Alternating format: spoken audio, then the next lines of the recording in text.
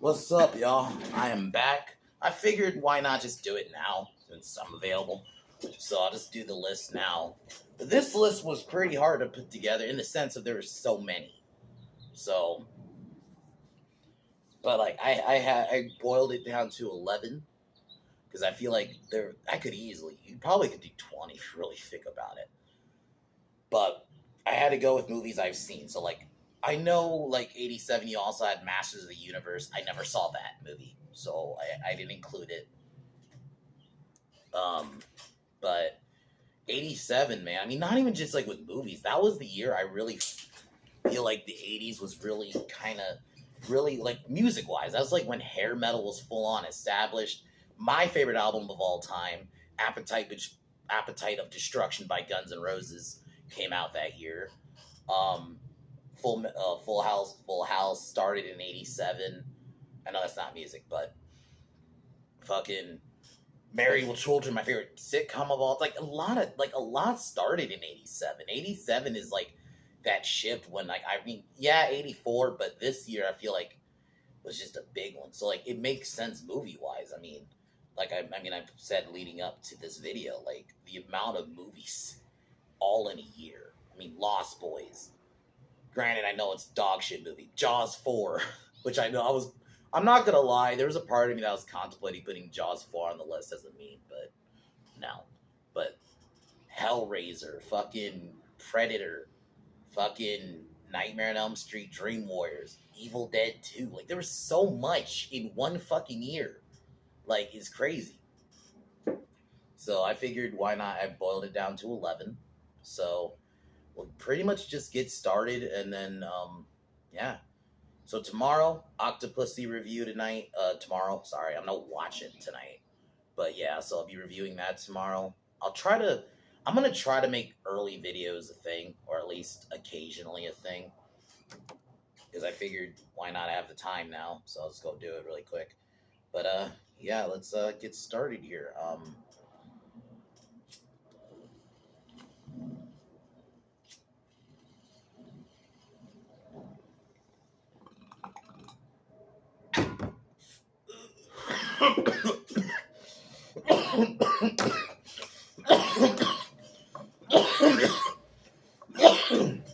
So my number 11 is one that I used to watch a lot.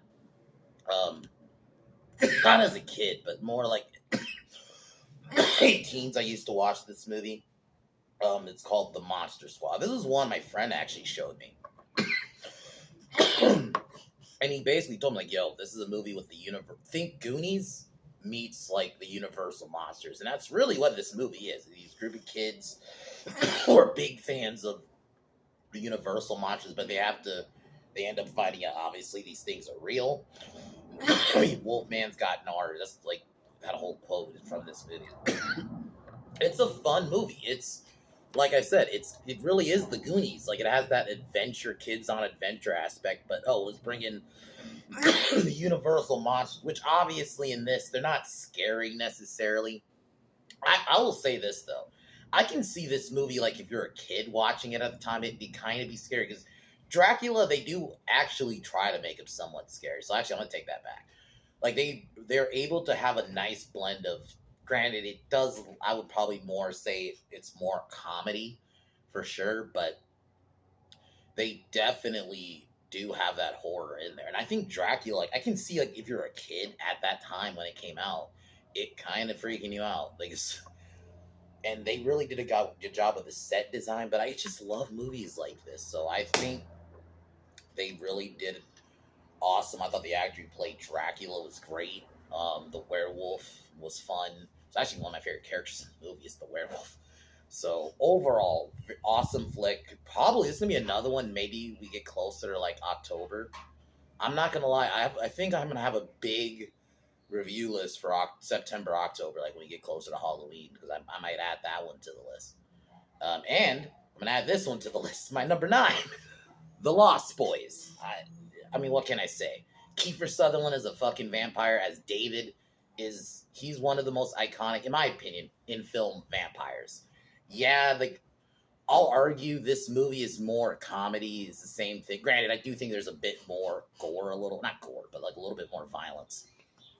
But it definitely is a bit more of a comedy. But Sam and Michael, I love like they're brothers, and Sam is, or I think it was Michael actually, is attracted by the whole vampire thing. So he slowly, he ends up drinking the blood even against his brother's wishes because David's the leader of this motorcycle gang, and he ends up joining. And basically, the plot: Sam has to try to save him, get him out of it, and have to try to stop David and his gang. And it's just such a cool flick. The aesthetic of it is awesome. I love the soundtrack. It's one of it's very much an '80s flick, but they still do have moments of scariness. So definitely, I had to include this one. Like this was one of those when I think 1987, that's definitely one of the films I think. Um, like I said, Kiefer Sutherland was fucking awesome in this.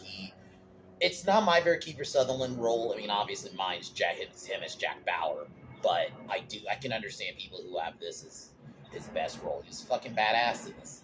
He exudes charisma. Like this whole movie, it's like you kind of can understand why Michael was attracted to the gang in that trying to join it because the way Kiefer played it was just so charismatic and it made sense. So, but that's my number 9. I had to include that. My number 8, and I know this is a bit lower, but now it's just because my top 4 and my number 5, original number 5, which I had to move to number 6. There was a lot I had to switch around because I left out some movies, and this was one I was almost gonna leave out, and I would have been a crime.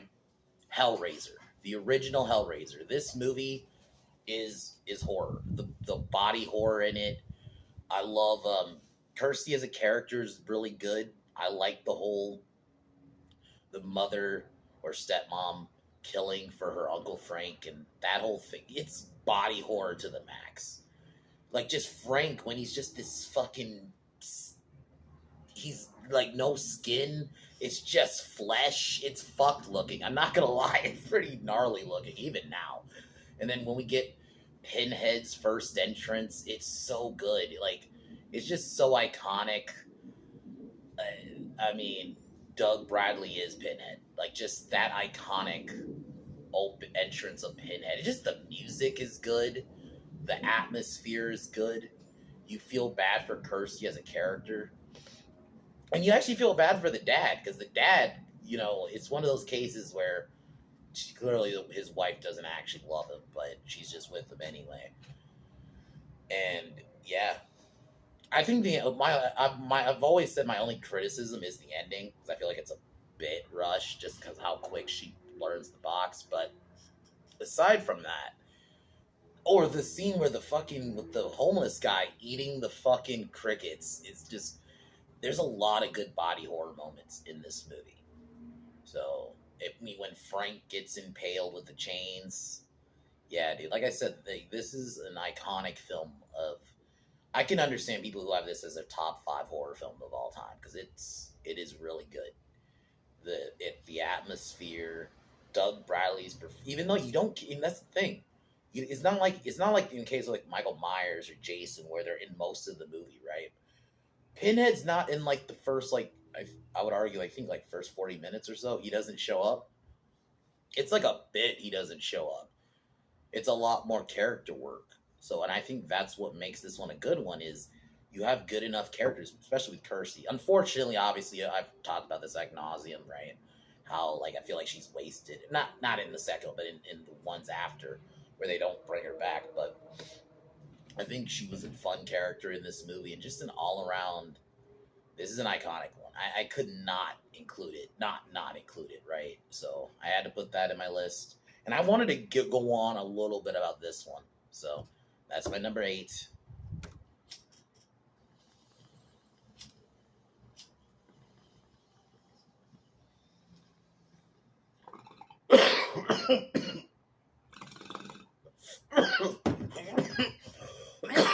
And I know I have it low, but it's just as the other movies I have on my list. So my number 7 is Full Metal Jacket. This is one, if we're going objectively, this would probably be This probably will be my favorite film, like in terms of acting. This has the best acting and all that. But for me, as I always with these lists, I include movies I rewatch actively all the time. And this one, I gotta really be in the mood, and that's just more because of the tone. And that's Full Metal Jacket. It's very, granted, fucking the that opening scene where he's going on, and this is where we meet Private Pile and Private Joker. Um, it's one of the greatest scenes. Arlie Ermy as Arlie Ermy as Sergeant Hartman is one of the greatest performances. That opening, that's like one of the things I love about. I mean, I think the whole movie is fun. Like even when we get to the part where we actually get to Vietnam, because yeah, a lot of people really like it. It is definitely more known for the basic training scenes, but Arlie Ermy as Hartman is it's tied between that and his Texas Chainsaw character, just because how good he played it in those. But it may have to be this one. Just some of the lines. They don't serve fried chicken and watermelon in my ear. That kills me every time. Or what he, is where he names Private Joker, and this is where we meet Private Pile. Fucking Vincent D'Onofrio's Private Pile is great because it's not. You don't. If you didn't know that was Vincent D'Onofrio, you wouldn't know that's him because the way he plays it, it's so good. And in that scene where Pyle finally snaps, and ends up shooting Hartman and then himself, is so hard hitting. And then we get, even the scene that's kind of hard. It's pretty hard to watch when, granted, the truth is like Pyle was fucking up a lot, but yeah, where because he's getting a lot of the other privates in trouble. So one night they end up, stuffing soap in socks, which actually hurts, and yeah, they end up like all beating him. And then that's what really leads to start. At that moment, Vincent D'Onofrio really played it good. Like his eyes, man. Like you could tell like just something was off. And then yeah, that moment he finally fucking goes crazy, ends up killing Hartman, which is a pretty sad scene, and then we get that transition into Vietnam, which I like. And this is where we meet Adam Baldwin. I fucking love Adam Baldwin in this. He's just the giant douche in this. It's fucking great. And yeah, the battle scenes aren't as good because you don't really see who's shooting at them, but it works. And I still like this half of the film, and this is where we mean Me Love You Long Time. That's where we get that from. So Full Metal Jacket's one I definitely watch. I don't watch it like all the time just because of the subject matter. I prefer a lot of the time escapism. So like same with Platoon, like I mentioned in the last video. Like I can't just sit down and watch that. I gotta like be in the mood for it. But this is still an iconic one, and I had to include it in my list. I mean, the whole basic training scene is awesome. The music's great. Like where they a lot of the '60s music, even though those songs are like played in literally a lot of Vietnam movies. If we're being fucking honest here, but it works. It was the '60s. I think another thing I got to give it props. They really did capture that like '60s aesthetic perfectly. Granted, they were in military garb. It's not like they're walking around. You're seeing like hippies and shit, but they still at least made it feel like you're in that time. It didn't feel like, oh, this is just a film that's a 1987 movie. It just feels like that just has a '60s aesthetic, which some period pieces are. They actually did a good job making it feel like you were in that time. So even just with the set design and the way it was shot, yeah. So love this one. So I had to include it.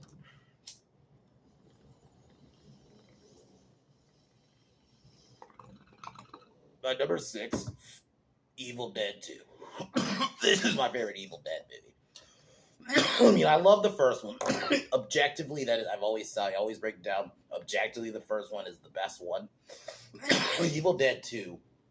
This is Ash at his best. That scene, and I'm gonna always go back to it. when Bruce Campbell. Holy shit. When Bruce Campbell is acting by himself in that cabin. He really is pulling it off.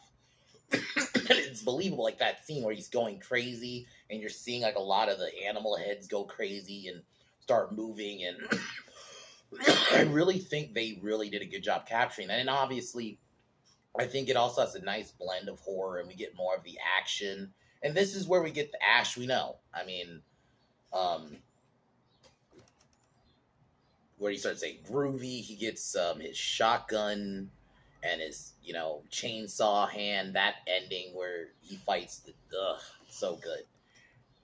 Evil Dead 2 is just one of those I have to watch all the time. Like I think, like I always say, they really did a good job too um of mixing that horror from the first one, which the first one is more of a serious movie, but they still have that little bit of campiness, but it's still more horror.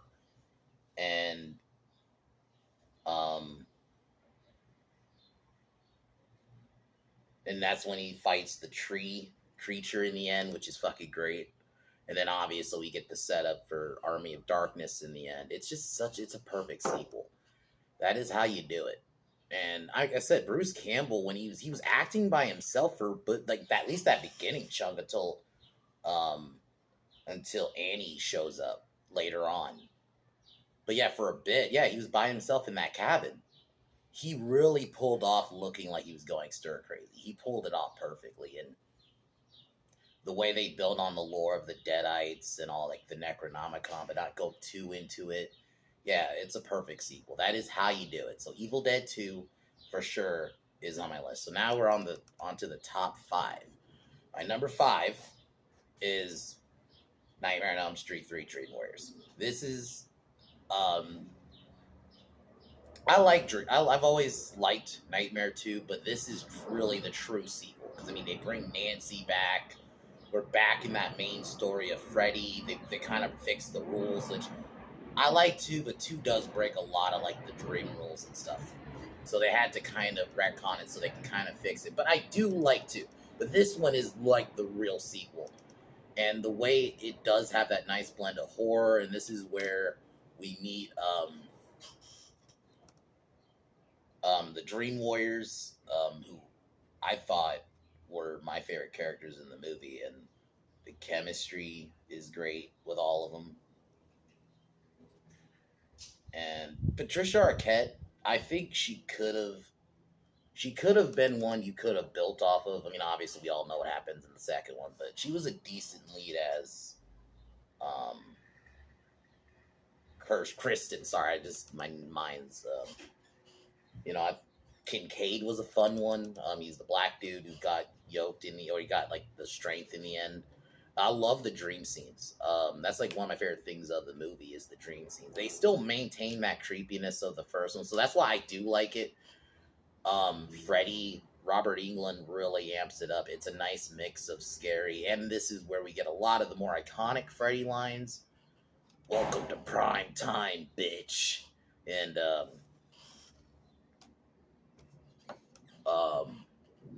and yeah, we get more quippy Freddy. They still have a balance. Obviously, it was really, I think, 4 is where it started, where he started becoming like a joke. But they still had a nice balance here.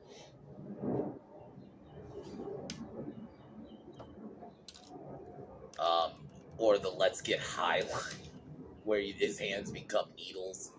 That was great. Like the fact that he kind of used like all the Dream Warrior, the ones he ended up killing, like their things against him. Like the girl who had the drug problem, he ended up killing her um, with the needles. Killed the wizard. This isn't fairy tales.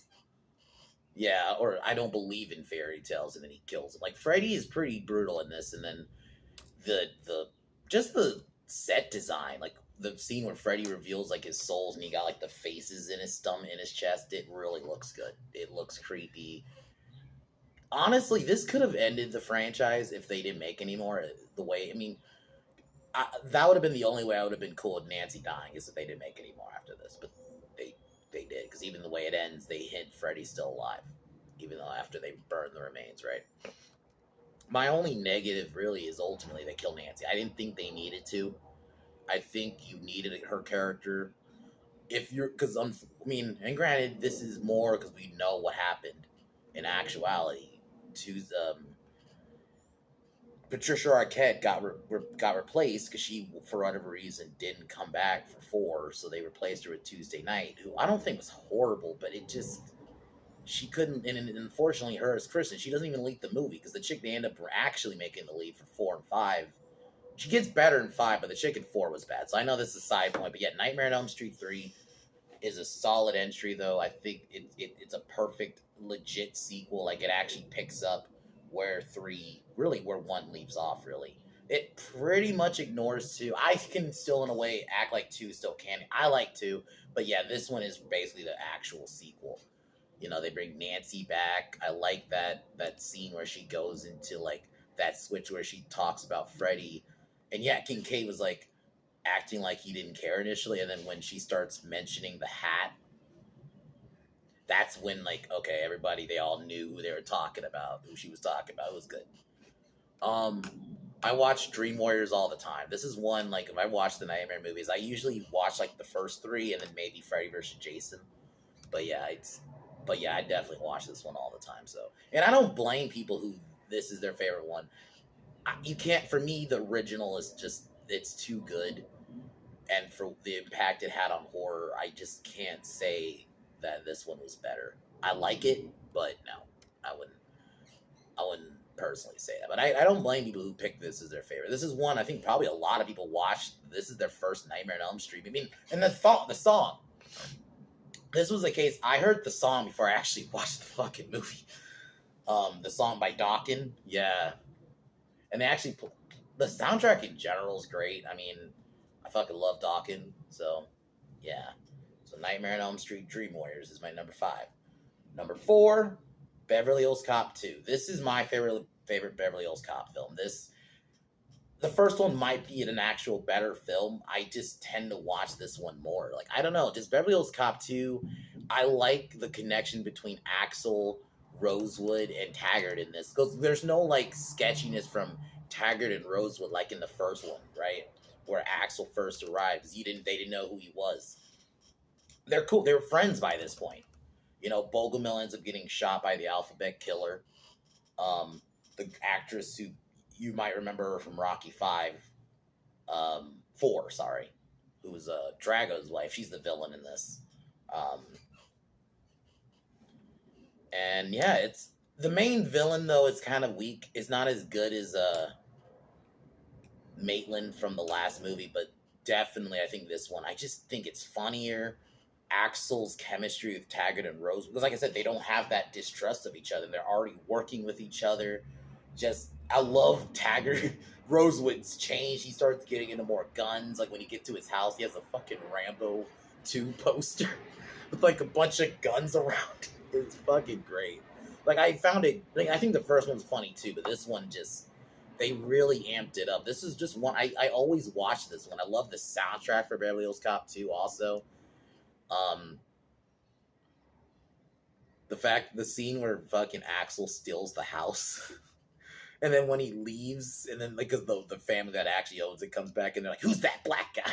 It's just, I find this is the one I find funny. I've just watched this one like all the time, so I had to go with Beverly Hills Cop 2. I love the first one. Don't get me wrong, but it's just Eddie. This is prime Eddie Murphy. Eddie Murphy in 88 and 87 just was unstoppable.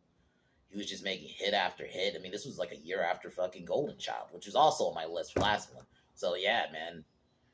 So, but yeah, so I had to include this one. So that's my number 4. Now we're into the top 3. Number 3, RoboCop. I mean, I had to put this one at number 3 in the top 3. I will be honest. When I originally made the list, I didn't think about RoboCop, and then I like, that is 87. But fucking Boddicker as the villain is awesome. I mean, what can I say? The aesthetic of it, that, because Chicago's straight up dystopian now, and it's really badly ran by criminals. The police can't control it, so they need a robo program, so OCP. They initially, this is where we get introduced to the Ed 209. Bogomil from the Beverly Hills Cop movies is in this. He's actually the villain in this. I'm not gonna say it. He plays a good villain as he was Dick, and I love it. The fact that his name was Dick was perfect too. So, but yeah, so they end up making RoboCop because, unfortunately, Alex Murphy, ends up getting killed on the line of duty by Boddicker's people. That scene is still so iconic where you see Boddicker basically he's tortured. He gets his hand shot off, and they're like shooting him slowly. It's basically he could suffer. It was yeah.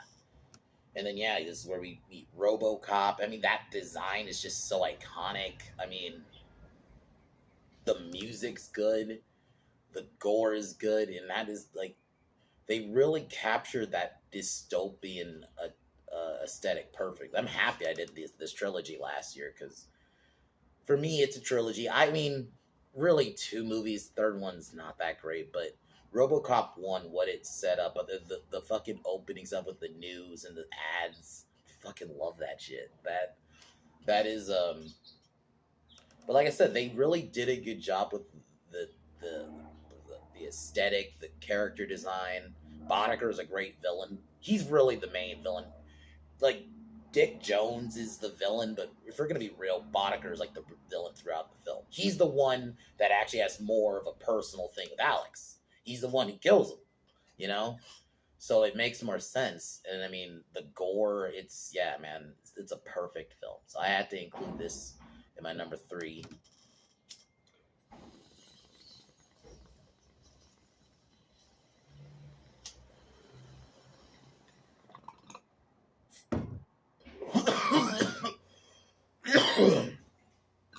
My number three, Stu. Sorry, is a movie that I watched. Like, I watched this like year round, literally like every few months, and it's Lethal Weapon.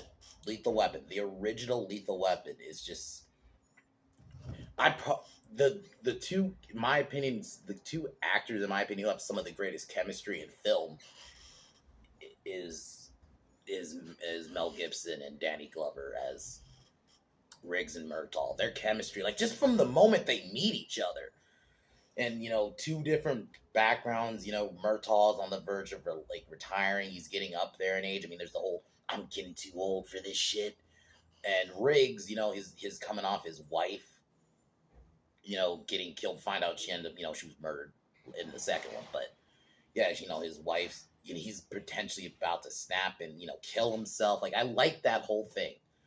Riggs's whole arc in this is so good, and then the fact that they end up working together. Um, fucking Gary Busey as he's really the main villain. Like yeah, there was Tom Atkins as Michael Hansacker is good. Yeah, because his daughters ended up killed, and they end up finding you more information about Shadow Company, and that it was actually um, Michael was working with Gary Busey and his people, and yeah, Mr. Joshua, one of my he's easily Gary Busey does a good job in this because he's just creepy. You don't know a lot about him. You just this weird looking dude who's really good at killing people. I mean, there's McAllister. He's like he's the villain, but I would say he's more of the figurehead. I feel like Mr. Joshua was really the real villain in the movie. Like if we're being honest here, and I love that final fight between him and Riggs in the end. And yeah, it's the perfect film. I watch this one all the time, even not on Christmas. It's just the chemistry between Riggs and Murtaugh is unmatched. Like literally, they first meet each other, the chemistry's already there. They're already like their back and forth is so good. I mean, in that moment where the Murtaugh this was after Riggs had jumped off with the guy who was about to, he ends up stopping a guy from killing himself, but he jumps off with him and handcuffed. Yeah, and Riggs and Murtaugh confronts him. I love that scene. Like it's well acted from both guys. And I love that iconic sax, man. Like Lethal Weapon 1 is a movie I watch like yearly. Like I watch this one all the fucking time. It's Probably my favorite buddy cop movie of all time. Um, like I don't think any it's unmatched. I just and I'm happy they made sequels. This is a case where I think all the sequels are good. Like One of the Weird Times, yeah, all of them are good. So I had to include Lethal Weapon in my number two, but number one. And I mean, this isn't. I mean, it's not a surprise. Predator, OG. This was a movie I watched so much in my childhood. Man, this is that first Predator is just so good. The simplicity. You think it's just this, your usual still like Arnold Schwarzenegger action movie. I mean, even with the cast, you have fucking Carl Weathers, you have Jesse Ventura, Shane Black himself's in the movie. Fucking Bill Duke. Like you think it's just gonna be like your typical fucking action film, like kind of like a Commando, right? No, you find out there's a creature killing people, and this is where we get the reveal of the Predator, and it's so good. The music by Alan Silvestri is so good. Um, the tone of it, like it's multiple tones, because yeah, it starts off like when you meet Duke, Dutch and his people. Yeah, it starts off like kind of like an action flick, and then yeah, when you have that big raid on the compound, and they're all just killing everybody. Yeah, it's a big action kind of like set piece, like a Commando. You think it's gonna be that, and then it switches after that, and the Predator starts picking people off, and that's when the horror comes in. And yeah, man, you don't, and for like a while, you don't really know what the Predator looks like. I really like they do a good job of hiding the Predator, and then yeah, you get that reveal. It's just so good. The final fight between Dutch and Predator is just so good, and you're one ugly motherfucker, and then yeah, the Predator. You see what it actually looks like. It's just so good. Man versus creature. It's just really like this is just how you do horror, sci-fi horror too. I think we always, I love Alien and Aliens, but I think this one we gotta give really does a good job at balancing the horror and this action. Because yeah, that when they attack that compound, it's a normal big action set piece from the '80s, like you would kind of expect from a Arnold Schwarzenegger movie, right? So it doesn't. You don't. Throughout the film, you are seeing something watching them with like with infrared, but you don't know what it is. So they really do a good job of masking that. Like you don't know what's fucking getting them, and then yeah, it's just so good, man. I feel like I've said enough about this movie. I mean, of course, this is gonna be my number one. I mean, when I think 1986, this is my favorite film in the '80s in general. This might be my favorite '80s film ever, like above them all. Yeah.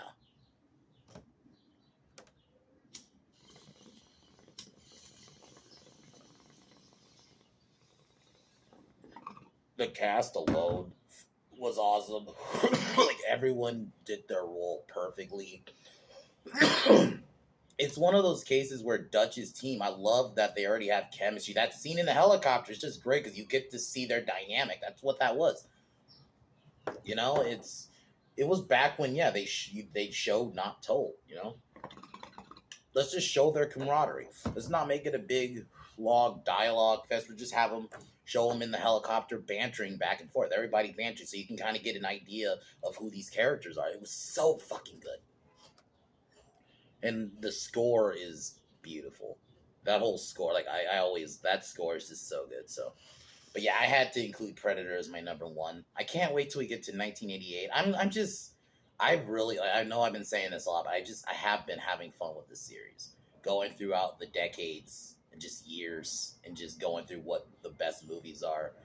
It's been fun. I kind of can't wait till we get to the 90s. I got basically two more in the 80s, 88 and 89. It's 2 more weeks till we get to the 90s. So, but I'll be watching Octopussy tonight. I fucking love that name.